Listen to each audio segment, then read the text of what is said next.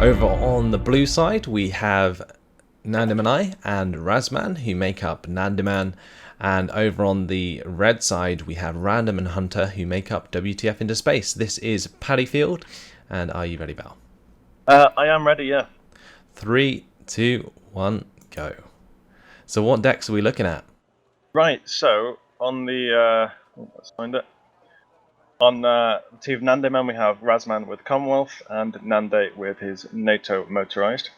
And on the red side, we have Random with a Sovco deck and Hunter with a Eastern Bloc deck. I have a feeling I know what's going to happen. It's helicopters, boys. We've got the Mi-17s coming out. These beautiful helicopters with... Do they have the 120mm rockets? I think they do. They have the 120mm. And they're bringing them in with like some cheap anti-air. We got some Ka-29 TBs going down. Ka-29 TB with a command. Somewhere in chat I can hear Razman crying. Yeah. I don't know. I feel like this game isn't going to go that way. Basically, we should... I don't know how we can analyze this. I think everyone who's watching right now knows what's going to happen. But one thing I'm quite interested about is how they've chosen to heli rush on this map. Okay, so this is Paddy Field. This is a good one to do it on because of the two spawns. Yeah, you have two spawns and they're quite far away from each other. So it looks like what's going to happen is both players are committing all of their helicopters to one of the spawns. And then I guess they'll fly down to the other spawn afterward. But that does give like the opposing team quite a lot of time to try and like get their units back and also like bring in more AA. But it really depends if they can get enough, if they haven't left enough points back to stem the push. So either way, I guess the best thing we can do in this scenario is just talk about how they've laid out these helicopters and see if they do as well as they did in their last game, where Random and Hunter, they spread out like the Lynx AH7s very well, to be fair. And they did make the push almost flawless. I mean, as flawless as you can be. I'm interested how a lot of his helicopters are on the ground and the other ones are above on the trees. So, I mean, is that just to ensure they've got the right spacing or something? It's interesting, I guess. Yeah, I'm not sure. Yeah, they haven't got them all on trees when they definitely could be. So maybe it's something about just having the timing different. I'm not entirely sure. But either way, there is some infantry in this bottom side. I'm not entirely sure what that's doing there. If they were going to go for a full helicopter strategy, why would they spend points on extras? Maybe they ran out of helicopters. Who knows? I don't know. I mean, because there is always the danger. I think we do know how this game's going to end, mostly from Razman in chat. But you know, there is always the potential. If you do a heli rush on the top side of this map, and then the blue team holds the bottom side, they can attack the enemy at Foxtrot. But I mean, then again, the thing is, you're never expecting to go to Foxtrot, are you? So, you know, most likely Razman's forces on this bottom side will get into Hotel, probably stop around there, and then probably by the time they've realised about the heli rush, will, you know, be unable to continue on across to Foxtrot. Or will be too late, should I say? Well, what will happen is he'll see the rush coming in. All of the AA will make its way back as soon as possible. But the thing that I find quite interesting, and a lot of people actually do this, is that they don't actually bring the rest of their units back when they probably should. Because honestly, if you brought tanks back, like your Challenger 2 and your Challenger 1 Mark 3, as soon as you saw the helicopter push with your AA as well, then what you can do is just put the Challengers in front so they absorb a lot of the rocket pods that the helicopters will automatically fire. And then your AA is unaffected unless the enemy team micros those correctly onto all of your AA pieces. So that is something that, you know, it does require some sort of micromanagement if the defending team does put that sort of strategy into play and actually has those like tanks up front to absorb those rocket pods. Of course, we do see Mi-25s and quite a lot of them, so there will be HDGMs to hit those hard. There is an Mi-28 in the mix as well, so they're still going to be super careful with the heavies. I'm a little surprised they haven't put any coolers down though, any K-52s. Yeah, I'm Because that would make actually. a heli rush even better. Yeah, I think, KF-52 surely. with the exceptional recon, that would definitely give them a better idea as to where to find the enemy units and the enemy commands. The So anti-seed missiles as well. yeah, we've got The like a anti-radar even. 4-minute, 5-minute deployment here, and I don't exactly think Nandemann and Razman are ready for this. They have brought up big mixture of units. We do have like the Leopard ones, we got the Hachinanashikis, a few bits of infantry, Gazelle cannon, and a Lynx AH7, which isn't going to do much. Down in this bot side though, there is quite a lot of AA sitting around. We've got the Stormer HVM, they've got the Trap Rapier FSA, they've got the Crotal, and they do have a few autocannons that might be able to help them out, but honestly, it doesn't look like currently they have enough units to deal with that push. Definitely in the top side, there is a serious lack of AA here. I think we have found something though. Random and Hunter have kind of cemented themselves as the scumbag of the Wargame community. Wow. It's true. It's true. I never expected them to I never expected them to actually heli rush in the group stage, and they did it. I never expected them to heli rush in the semis either, and they did it too. Yeah, I don't know. It's one of those things. Like, surely if they're doing it in the first game, that's almost like taking away their trump card. Going into the next 2 games, and it's going to mean that like if Razman and Nandemann cannot destroy this push in this game, then surely they're going to have to expect it in the next game. I mean, that's unless they true. double bluff That's themselves. True. Like, I mean, this is a best of 3, so going into the semi-finals, when we decided not to ban heli rushes, basically it was mainly due to the fact that in a best of 3 and best of 5 scenario going into the finals, you could technically try and counter it. But yeah, either way, we're just going to have to wait until this deployment ends, because it's looking to be a very, very short game, with the deployment still going on almost into 7 minutes. So this is literally going to be like a 3-4 minute game, where the helicopters come along and maybe they just surrender. I don't know. So the game is underway now.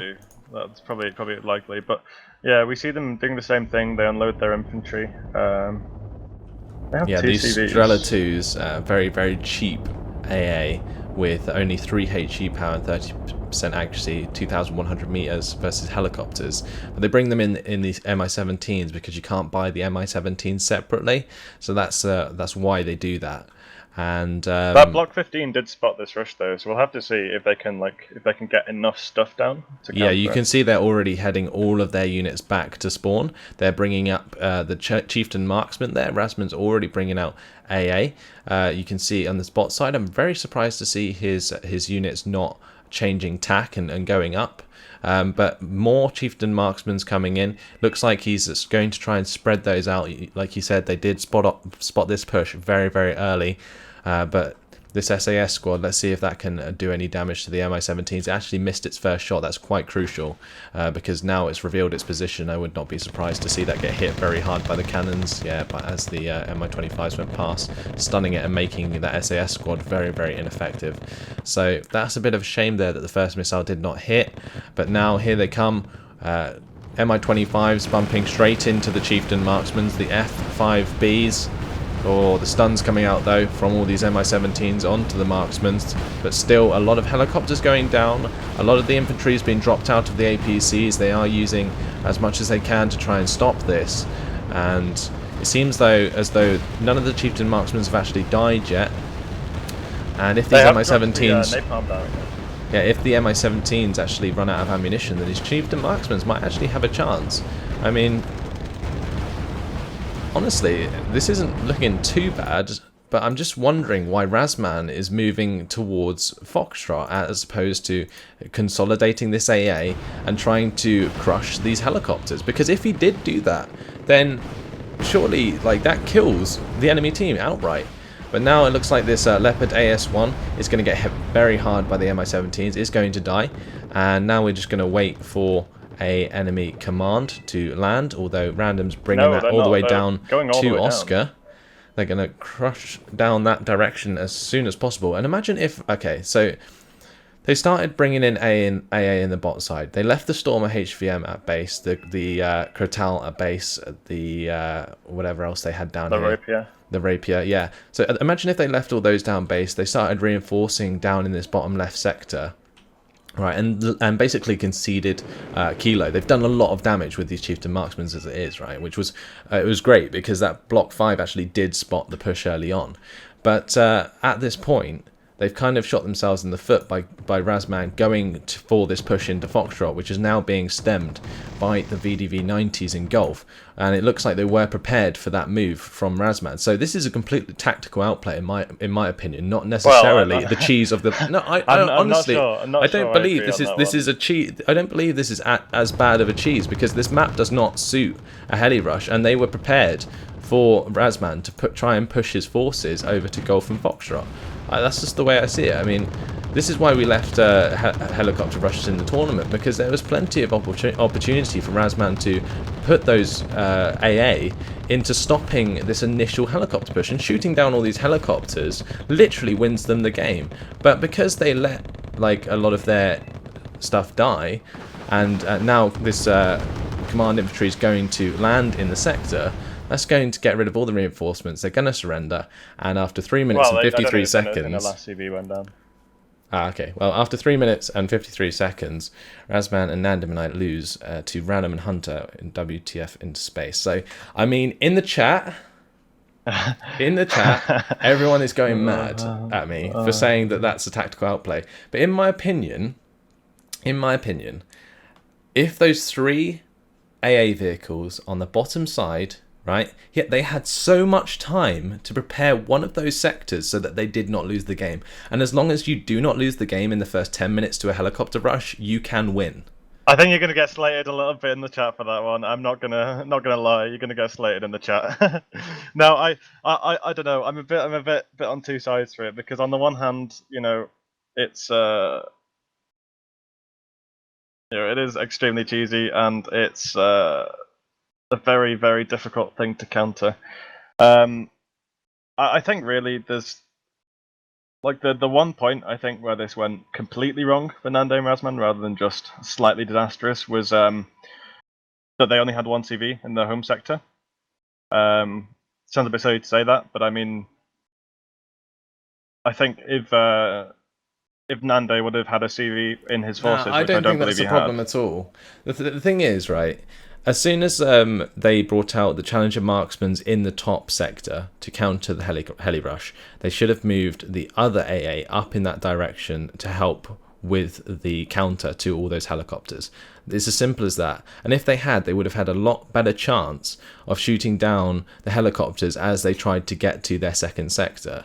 And on a map like Paddyfield, you have the best chance to counter it entirely because you have so much time to react to do a heli rush. That's what makes rushing so effective, is the fact that you have no time to react. But when they spotted it so early with the block 5s, if they instead chosen to bring out the Chieftain Marksmans in the bot side and consolidated all of their AA down there, then they would have had a much better chance of taking down the helicopters. Also, if you put the Chieftain Marksmans in the backside of a forest from where the helicopters are coming from, then they will not get stunned by the rocket pods until the Mi-17s turn round, and that is a long time. So that does give you plenty of chance to, you know, actually shoot down those aircraft.